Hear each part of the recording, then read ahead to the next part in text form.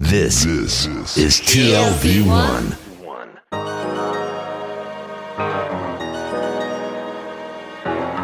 The Tel Aviv Review.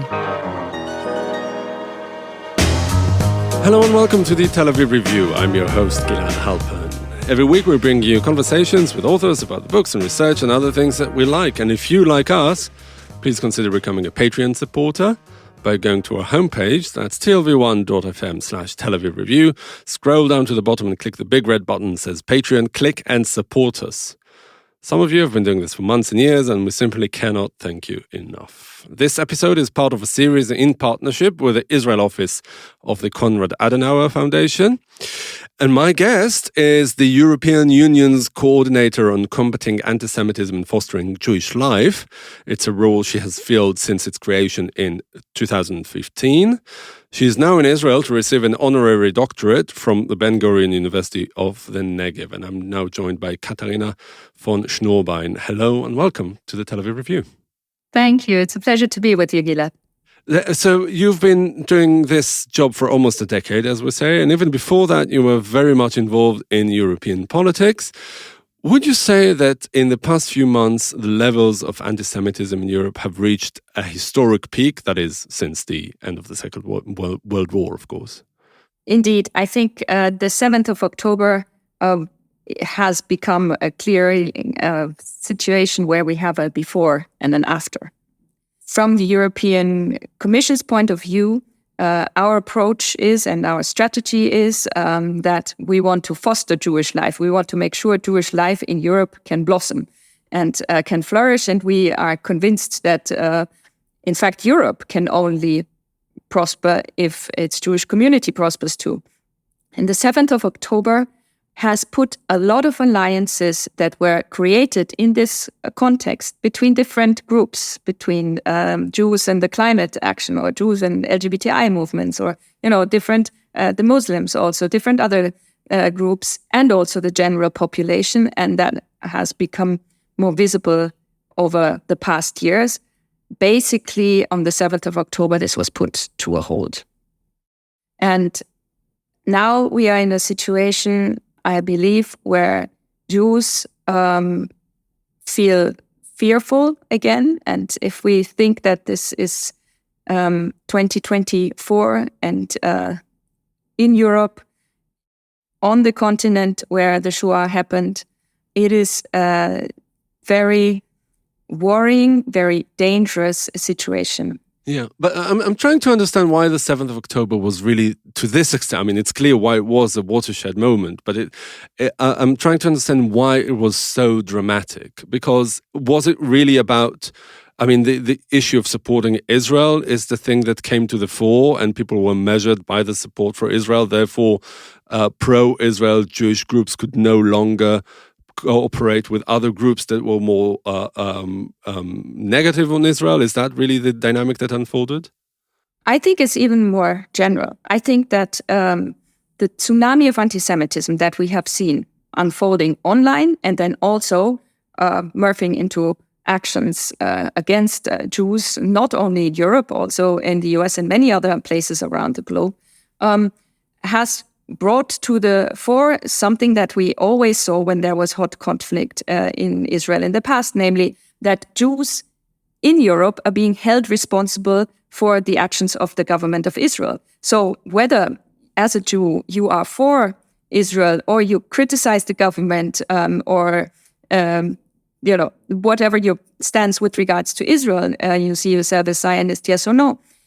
Actually, I believe for the public perception, it didn't so much matter. It was an old prejudice that kicked in. But do you think it's really that prevalent? I mean, I would expect, like, I'd say perhaps a less educated and perhaps a more conservative quarters of European society to think that there's this really complete overlap between European Jews and Israel. But you were talking earlier about people who are more like civil society groups, etc., people that are fostered by the values of the European Union, that are more liberal, that are more progressive. Are you saying that really this notion prevailed across the board in European society? Actually, I'm quite surprised that you think that on the more conservative side, this would have been prevalent, because we see it at the moment, for example, in the universities and among left-wing activists, where this connection was made very strongly and has been made before the 7th of October quite strongly. I believe that the situation that we see actually probably connects the anti-Semitic roots that different parts of society have had. On the left, it's the connection to Israel and to Zionism. It's on the right, some of the traditional conspiracies, but also really the racist anti-Semitism. And then we see from the Islamist extremist side also a mixture of conspiracy and Jew hatred / anti-Zionism. And these three on the extremist side can agree on very little, but they can agree on Jew hatred. So this I think is something that we have seen emerge, and given that the three groups in this sense are going into the same direction, simply the amount and content of anti-Semitic and even illegal, according to European law, content has erupted. Yeah. I want to ask whether it's something that you sort of anticipated before, because as we said, your position was created in 2015, and in many ways, there were other issues to deal with on the ground of anti-Semitism and fostering Jewish life in Europe before the 7th of October. But was it really something that perhaps in your worst dreams you sort of anticipated?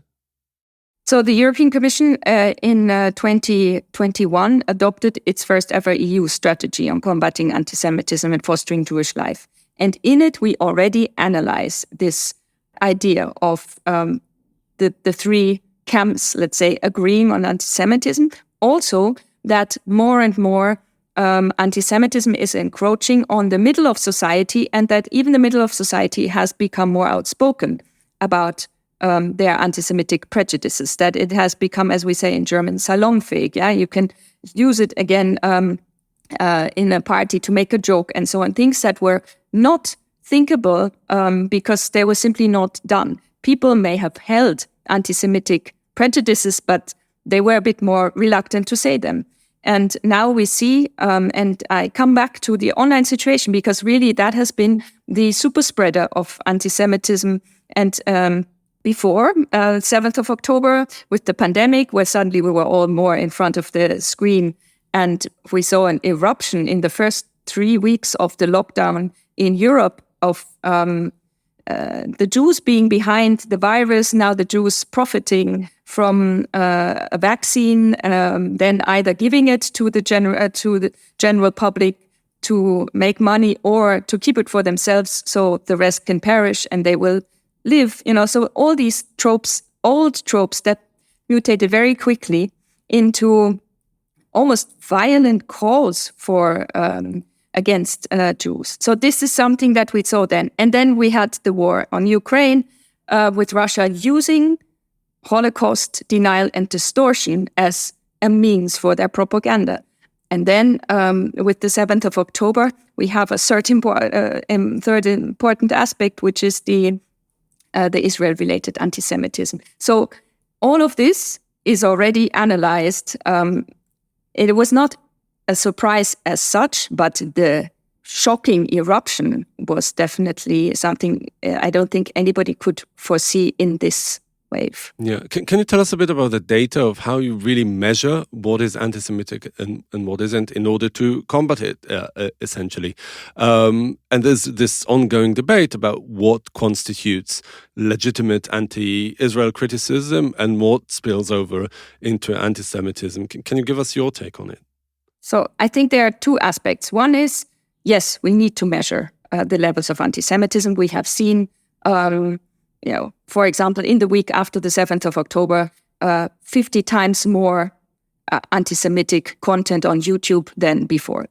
We've seen this kind of increase in a lot of social media platforms. But I think that Measuring it is one aspect only. And the same is true for attacks that happen on the street, for graffiti, for violations, for all the things that, the Molotov cocktails in synagogues and so on. All of this is important to document, and we need to be aware of it. But in the end, one incident is one too many.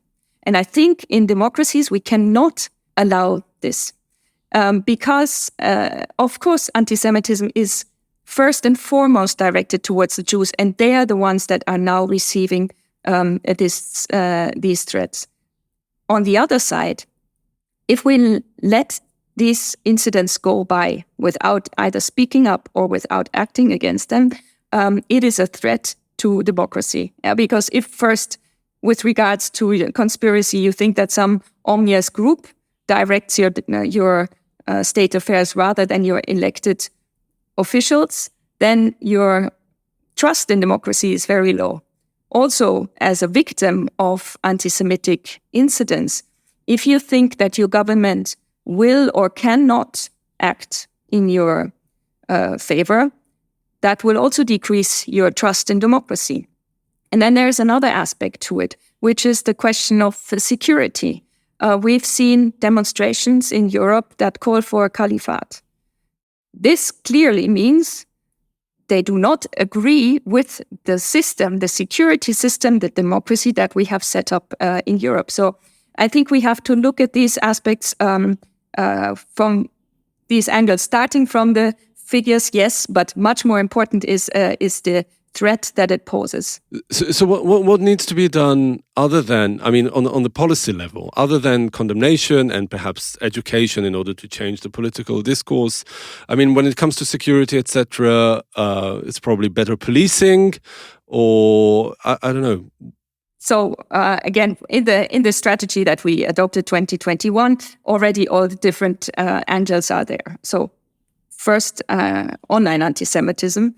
And everything that we have seen happening, even in the last 2, 3, 4 months, with regards to AI and the very quick development of the possibility to spread false content, to use new methods that are even for professionals not always easy to detect, to create false content and so on. And not only false content, but really illegal content, terrorist content, things that are dangerous. Here we have legislation in place since 2 years in Europe that frames for the platforms that want to operate in Europe how they have to disclose their algorithms towards the European authorities, how they analyze their threat they pose to democracy and how they want to mitigate that. They have to make proposals to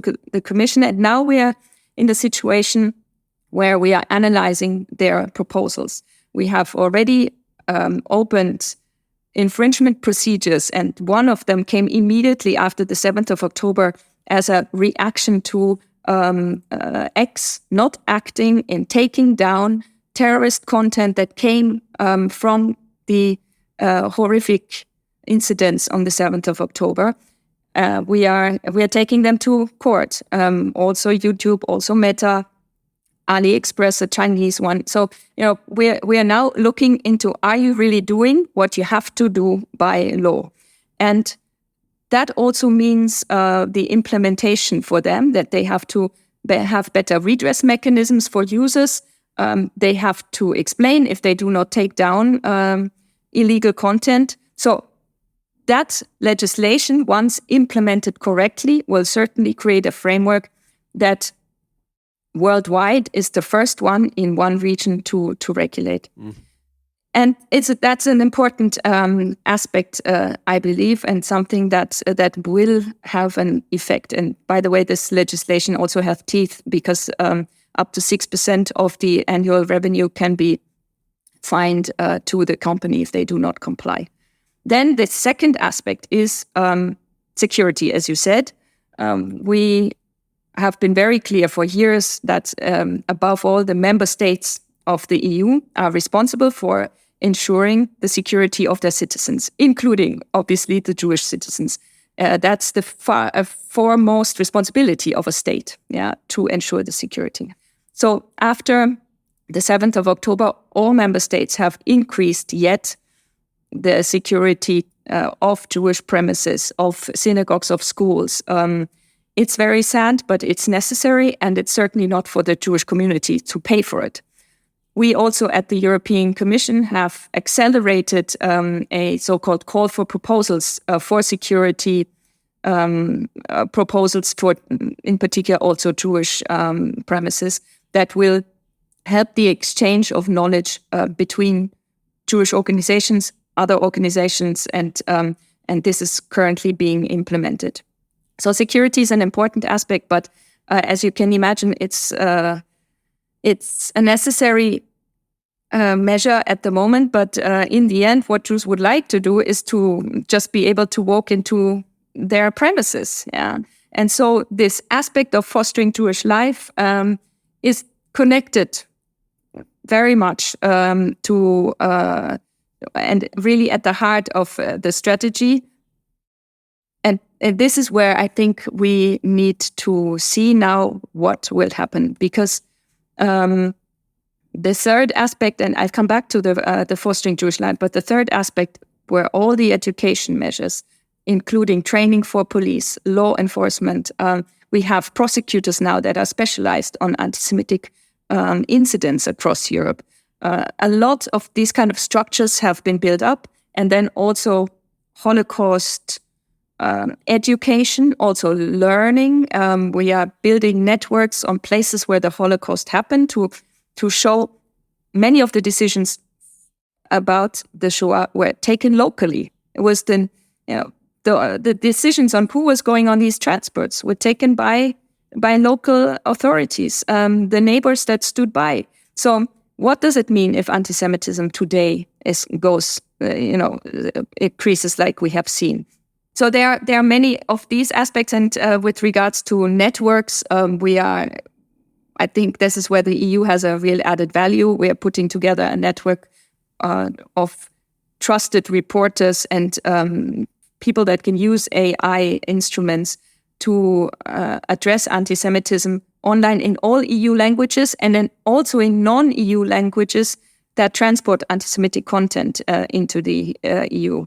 We are setting up, or have been setting up, young ambassadors network on promoting Holocaust remembrance in their settings in order to reach young people in a more direct way. We are now going to set up a research hub on anti-Semitism and on Jewish life, because frankly, at the moment we look to the US if we want to see research on European aspects of anti-Semitism and Jewish life. So there are all these aspects, and yet, and I think, much of it is at the beginning. It's only 3-4 years that this has been happening, and a lot of structures have been built up in cooperation with the member states, the 27 member states of the EU. But as I said before, if we see now that Jews are living in fear, that they don't dare to wear a Star of David publicly, that they prefer, if they wear a kippah, to wear a baseball cap on top of it, that they don't go to certain areas, or they think about getting off 2 streets before they actually come to their home from a taxi, or these kind of things. This is almost bankruptcy, I think, in a way. What do you think has led to this situation? Is it the decline of the memory of the Holocaust and the responsibility of other European states in collaborating with the Nazis? Is it a growing resentment of Israel and this association of European Jews with Israel's conduct? Is it also the growing Muslim migrant population in Europe? And also, as you said, some of them have been radicalized by calling for a caliphate, etc., which are things that we didn't used to see before. Is this? Which part do you think is really the most decisive one, or is it a confluence of all of them, or perhaps more? I think it's all these factors come together. I believe that for too long we waited and were not decisive enough in our action. I think this is changing at the moment because this link between anti-Semitism as an ideology, as a obviously threat to the Jews, but equally to democracy in a different way. But this is being understood. This link is being understood more clearly, and so, for example, when it is about the situation of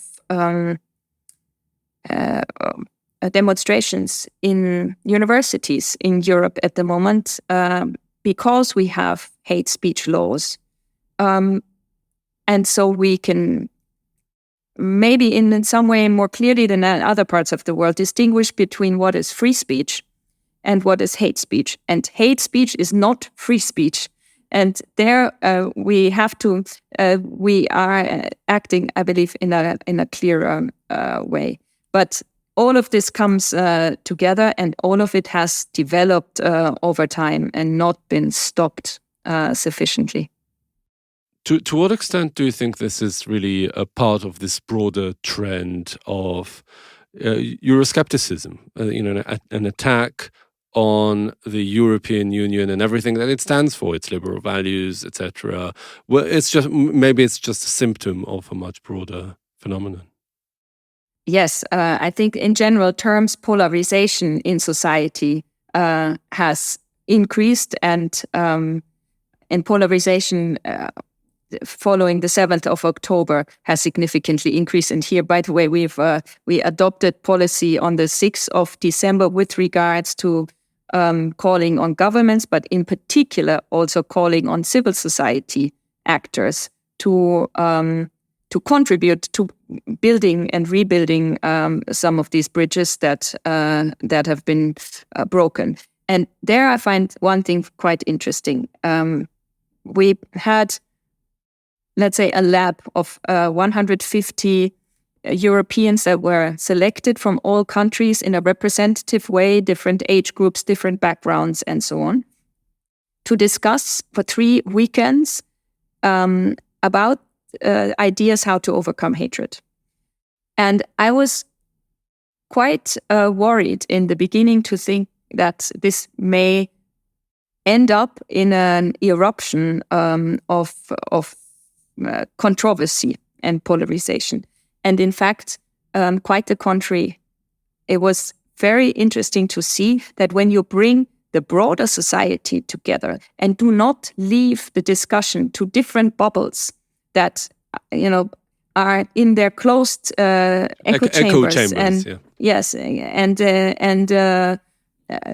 circling only around their own ideas, often not reverting to facts, ignoring the facts even, then you come to very good ideas of how to address through education, through better conduct online, through more respect, and these things to creating again as a more solid and unified society. So, and one could even argue that with regards to the Eurovision Song Contest, the fact that Eden, the Israeli singer, only got rather small or little support from the jury and then got such huge support from the general public shows that there is still a sense of compass when you revert really to society as a whole. And so I think there is something to be discussed also in how far we have to open these echo chambers. Yeah, but do you think really it spells something like a good message for the European Union at large, struggling with all these challenges now of people from within the Union doubting its viability? Well, I think in general terms, these are challenging times for democracy. We are before European elections, that there is attempts also from outside, foreign interference to undermine this process, and also attempts clearly from within. But it's not that we are unprepared for addressing this. Yeah, we are very much aware, and also President von der Leyen, the president of the European Commission, has been very clear about making sure that we have safeguards in place. And so, yes, there are challenges, and I think, though, that it's not with regards to the European project as such, because in the end, the European Union has brought peace for the countries that are in it. With the war on Ukraine, the situation of volatility has become much closer, and I think that it has also brought European people again together to see, what can be the threats, and this is why it is so important to support Ukraine. And in many ways, they are holding the fort for us. So this has developed in the last 2-3 years, and I believe from what we could have thought will drive Europe apart has actually brought the people closer together. Yeah.